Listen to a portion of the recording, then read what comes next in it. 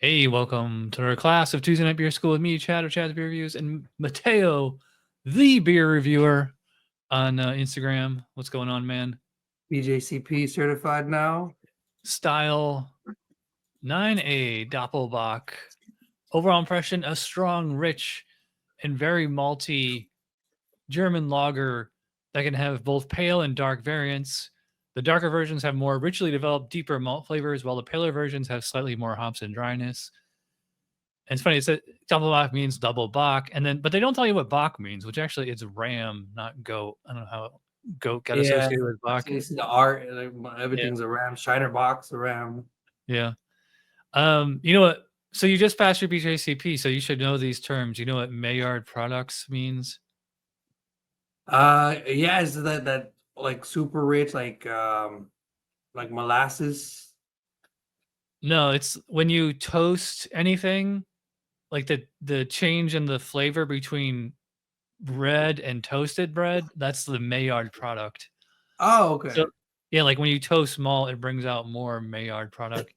And you know decoction mashing means? Yeah, the process, yeah, I mean it's very common with lagers. I do know that. I don't know the exact process behind it. I do need to learn about that, but I do Yeah, know it's it's so really common with lagers.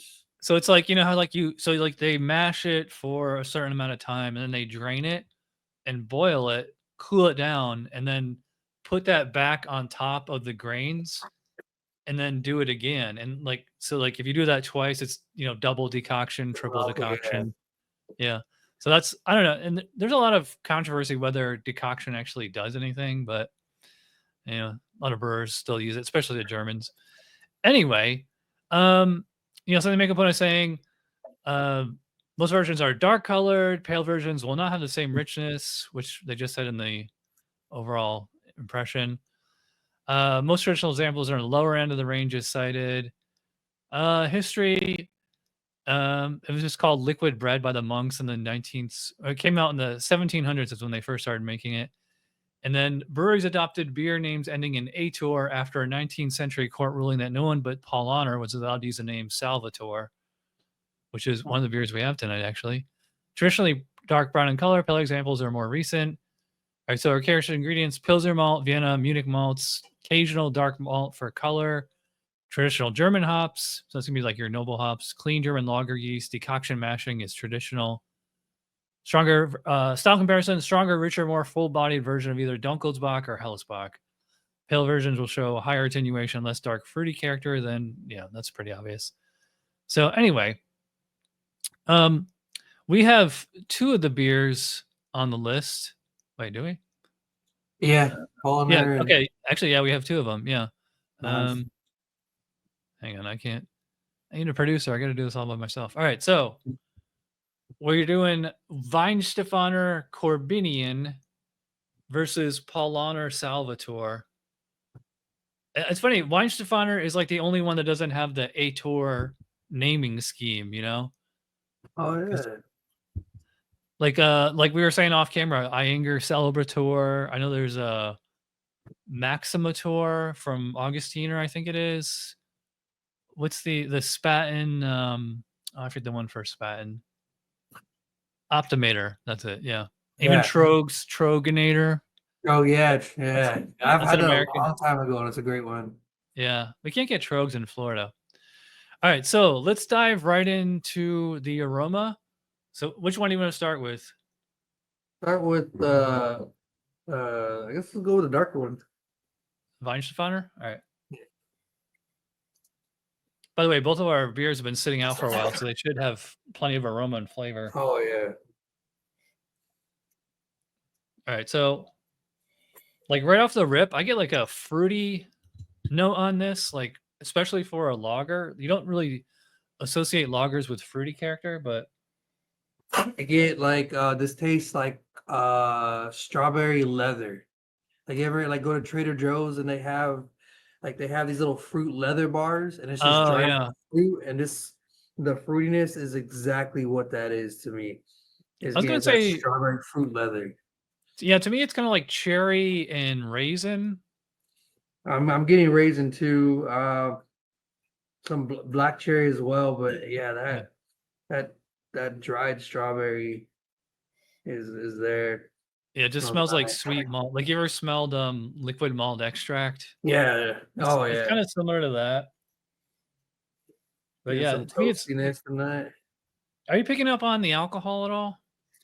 No, not at all.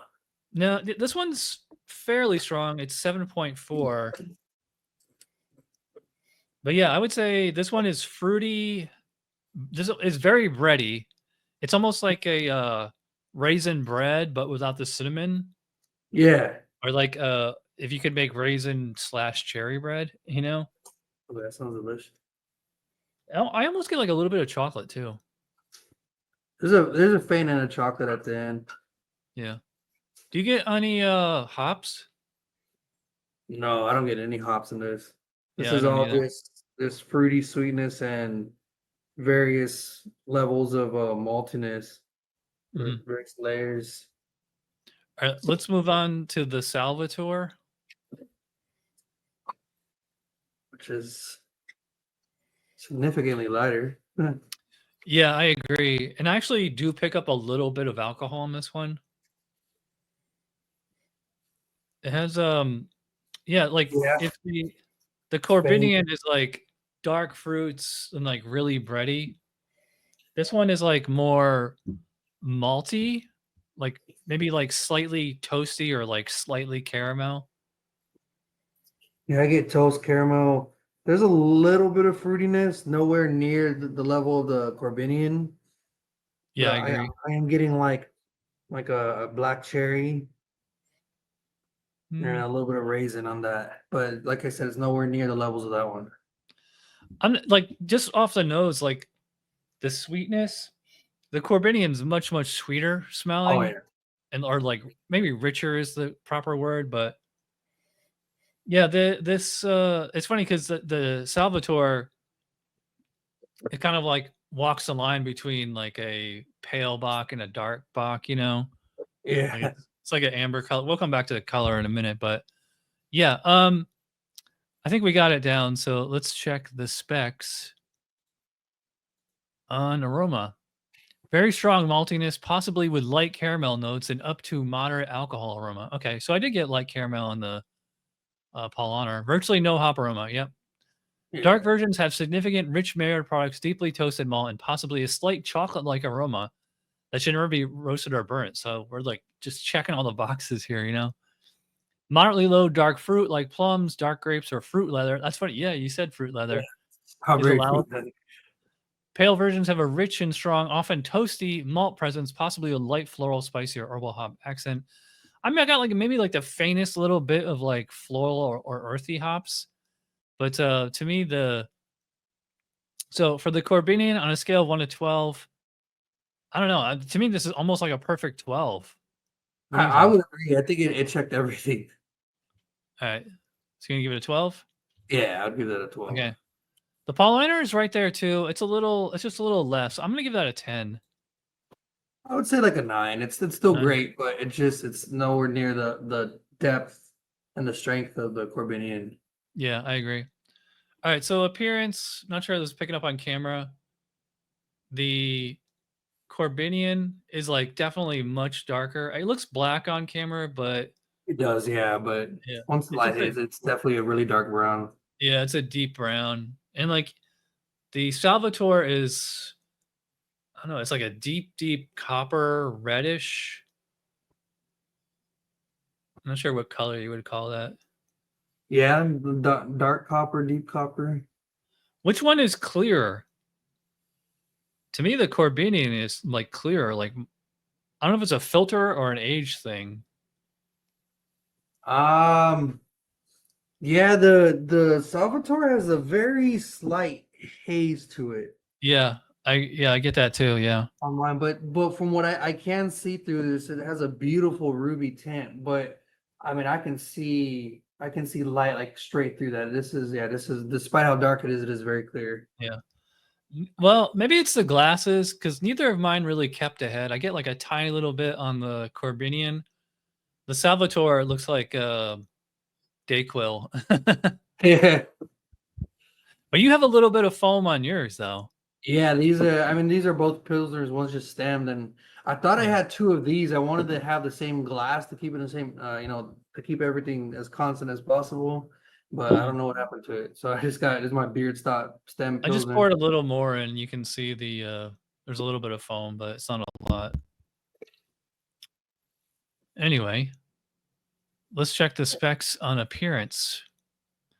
Good clarity with a large, creamy, persistent head. Dark versions are copper to dark brown, often with ruby highlights, off-white head. Pale versions have a deep gold to light amber in color with a white head. I don't know. The Paulaner is definitely darker than deep gold. It's like, I don't know. To me, it's like copper. This is a very oh well, yeah, the Palau. Sorry, I just said the Caribbean. So to me, the Weihenstephaner is right there. I think I would give that a 3, and I think I would give the Paulaner a 2. It's a little hazy. I was just about to say. I think the haze. I would knock it down a point for that. And So you're it's not going like 3 for I would do two. 2 for both? Uh, no, for Weihenst the three for the Korbinian, and then two for the Salvatore. Okay, so yeah, we're in agreement there. All right, well, here's the best part. We finally get to drink. So you want to start with the Korbinian? I guess Yeah. we should.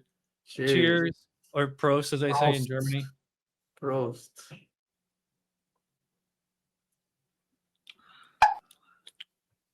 Mm. I get there's a lot of bread in this. This is very Mhm. very malty in that aspect. I'm getting also like toasted bread as well as just like fresh, like right out Mhm. of the oven bread.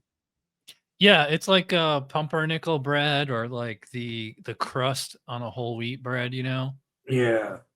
which is I always thought it was ironic that we compare beer to bread because unless it has wheat in it, like a Hefeweizen, like bread is made from wheat, not barley. Yeah. Um, you know what I noticed on this is, like we said on the nose, we didn't smell any hops, but there is a bitterness on the finish. I also get a light spice. Like Yeah, the peppercorn, white peppercorn spice on the finish that definitely is not there in the nose at all. I get like almost like a Christmassy kind of spice. It might be like a little clovey. Clove, okay, I can see that. Gonna add a little more here. It's not quite as Rough pour. like rich or like it's definitely not. I would not call this decadent. It's like it has like a lot of flavor, but it's not like punch you in the face flavor like a you know um, old Rasputin or something. Yeah. Hmm. That fruitiness Mhm, is definitely stronger than in the aroma. mhm, Uh, then yeah, because I can just smell this, and like I said, I'm just getting that strawberry fruit leather. But when you taste it, mhm. it's more on the back end, and it's still present, just not what you would think from smelling it. I get like a little bit of like Tootsie Roll. Tootsie Roll chocolate? Yeah, I don't get like roast or coffee or burnt or anything though. Do you? No, no, not at all. And I do Uh, notice because it's so warm, there's like a faint little bit of like alcohol warmth right as it finishes, but it's not like gasoline or anything. oh, This one is definitely drier mm, compared to the Korbinian. I get more. It's not as bready, but I do get a bigger caramel presence in this. Yeah, I was gonna And say that. Like you just took the words out of my mouth. I was like, yeah, it's not so much bready, but it's definitely caramelly. It's definitely a little more hoppy or bitter or both. I should say. they both, yeah. It brings a nice balance. It's nothing over the top. Yeah, this one doesn't have like the sweetness or like the fruity sweetness of the Korbinian. Like I wouldn't even really call this one sweet. It's like there's a difference between malty and sweet, like Yeah. the flavor of actual malt versus like residual sugar, or like Sugars. yeast esters can like have like a sweet kind of taste too.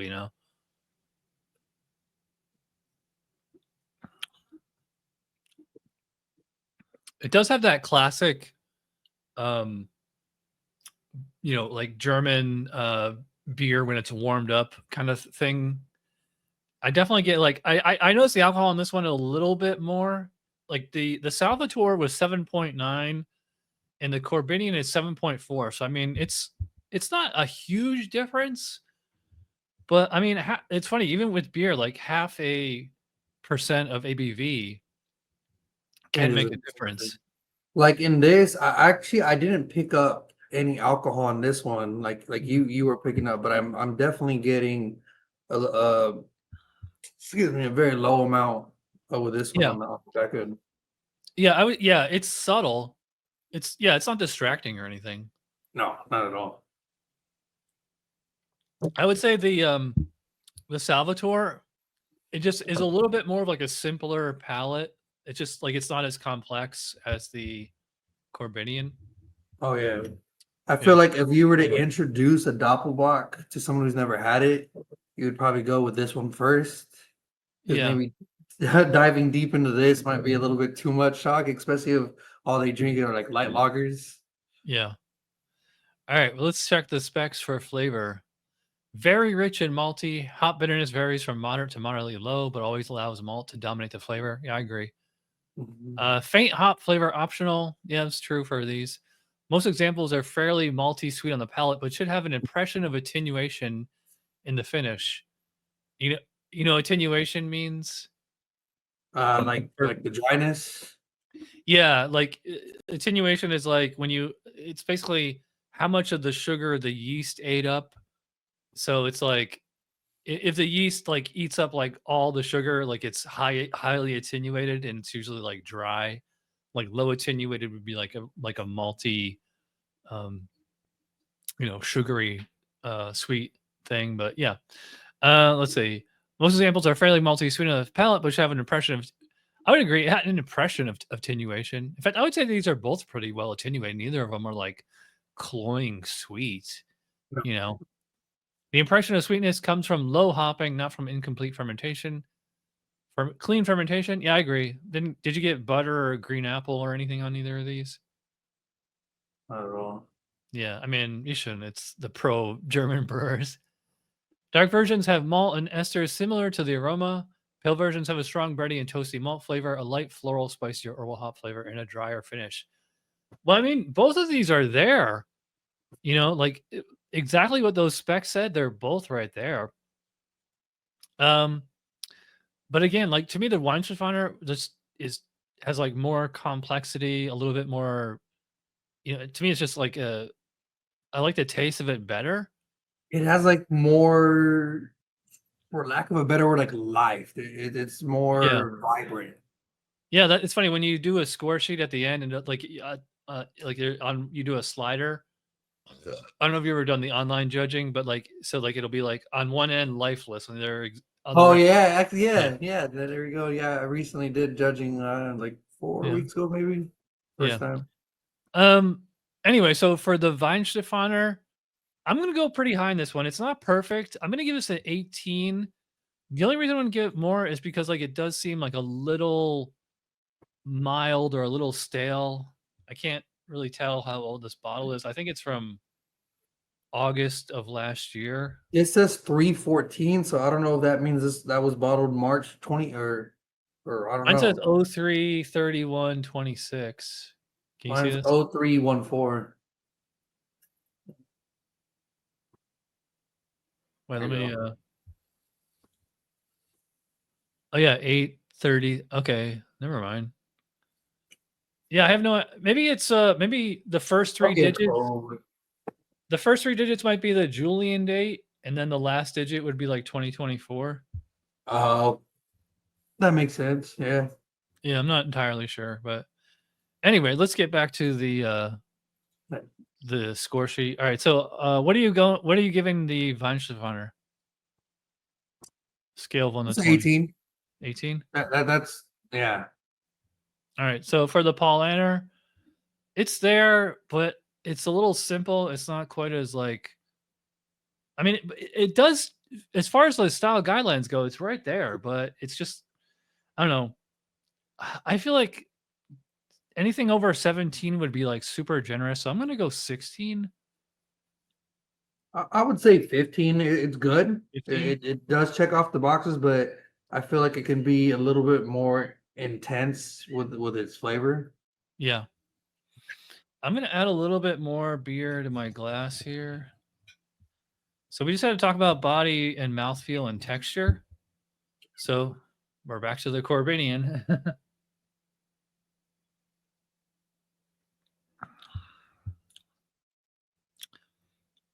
I will say this is definitely one of like the thickest lagers you're gonna get.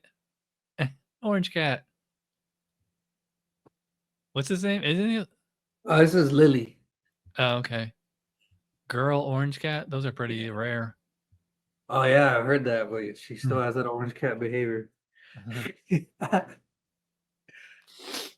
My guys, their automatic timer went off, so they're eating in the other room. Oh, nice.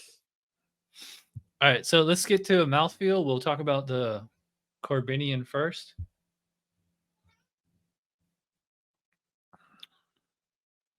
Well, the first thing I notice is that for a lager, this has a lot of body. Because you usually just associate lagers with In light being, body. yeah, light and spritzy. And this, it's funny, like at the beginning, I compare this to a barley wine. I was just saying that. I was just thinking that. I was like, man, this has like a body of a barley wine. Well, I was gonna say not quite the body of a barley. This isn't quite that thick. I would probably put it like medium full, and the carbonation on the lower end, I think. This, yeah. I mean, this. I think this is Moderately pretty low. full bodied.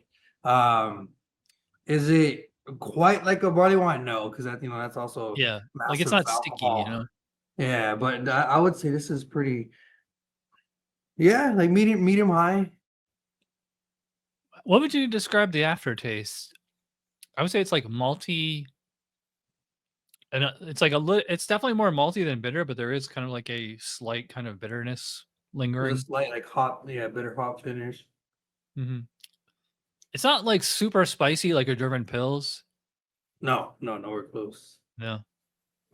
Let's move on to the Paulaner.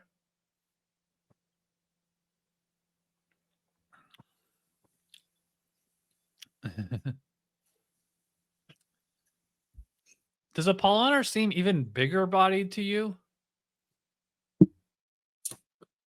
It's funny, it does, but I think it's funny because it's like it's lower intensity of flavor, but it's a bigger bodied beer. Yeah, it's thicker. It like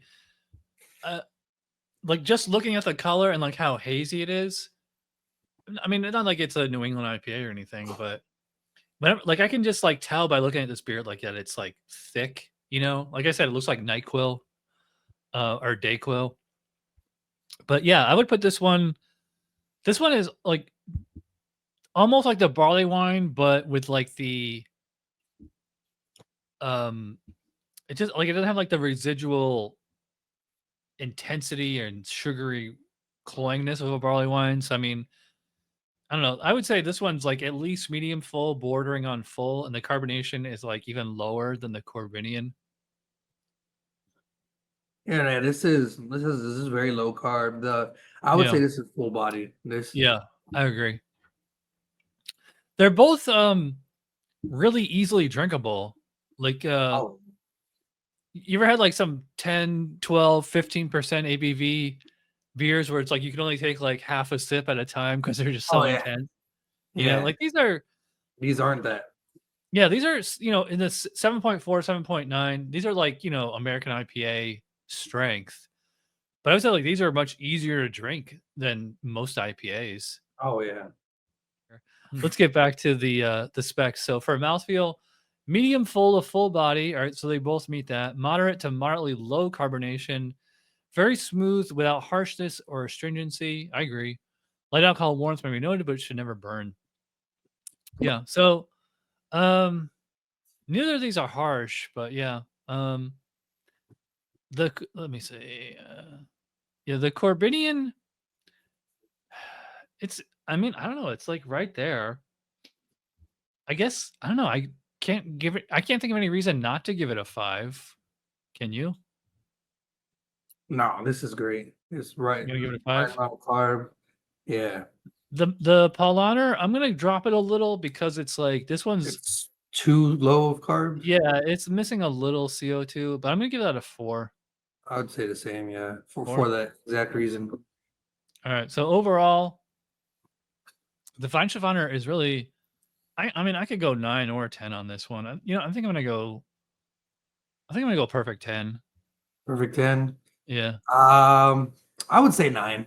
9. All right. So 48, 47. We're like right there. In fact, I might even drop that down to a 9 so that I don't know. 8. A 10 is like so rare, but the Paulaner, this one is to me this is like an 8, maybe a 9. I would agree with 8. 8. All right, so 40, 38. So yeah, we're like right there on both beers. So this is the part of the show. If Christina was here, I'd always say, like, what did you learn tonight? So did you learn anything about Doppelbock that you didn't know, or? Yeah, and I think that's always a great part about beer is that there's always something to learn. I don't know. I always thought Mallard product was like molasses. Like, I don't know why is it associated, but you taught me that, so I appreciate that. I know everybody pronounces it Mallard, but it's actually Maillard. Maillard. Oh, okay. Yeah. What do you know the origin, the language origin of that? Yeah,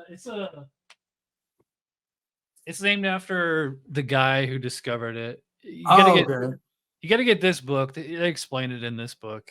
How to brew. Okay. I don't even homebrew anymore, and then I still read through this book every once in a while. I need to start back up. I really do. I have every intention to at some point. Yeah, you need to know that chemistry and that microbiology. Just enough for the to pass the test. I really want to. You know what? I need some cheese with these beers. So yeah. Anyway, thanks to Mateo for joining me, and we hope to make this a frequent thing, maybe once a month, every 2 months or whatever. Yeah, absolutely. Yeah, love doing this blast. I'll ask the folks at home like what they think we should judge next for the next beer school. So okay. Yep. Thanks for joining. I will see you. I'll see you on Instagram. Cheers. Oh yeah, for sure. Cheers, bro.